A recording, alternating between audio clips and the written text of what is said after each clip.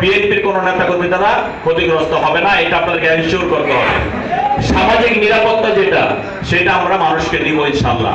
আর উন্নয়ন যেগুলো আছে সেগুলোতে আমরা অতীত করেছি, এখনো করতেছি, আগামী দিনও করব। তবে একটি ষড়যন্ত্রকারী মহল আছে।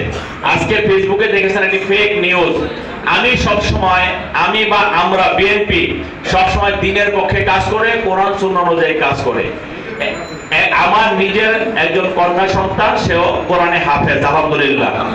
অথচ আমি প্রতিটা ওয়াজে আওয়ামী লীগ আমলে ওয়াজ শুনতে যেতে পারিনি বা ওয়াজে দাওয়াত পাইনি, দেশে ওয়াজই হতে পারেনি আওয়ামী লীগ আমলে। সেই জন্য আমরা ওপেন কথা বলেছি। এই 5ই আগস্টের পরে যতগুলো ওয়াজ হয়েছে ঢাকা 18 আসনে, আমি ব্যক্তিগতভাবে প্রতিটা ওয়াজে গিয়েছি এবং দিনের পক্ষে কথা বলেছি, কোরআনের পক্ষে কথা বলেছি। সেখানে কিন্তু আমরা ভোট চাইতে যাইনি। কিন্তু আজকে সকালে দেখলাম কে বা কাহারা, আমি কারোর নাম বলতেছি না, কে বা কাহারা, যদিও তার বাড়ি চট্টগ্রাম, সেই চট্টগ্রাম থেকে একটি ফেসবুকে পোস্ট দিয়েছে আমরা নাকি ওয়াজের বিরুদ্ধে।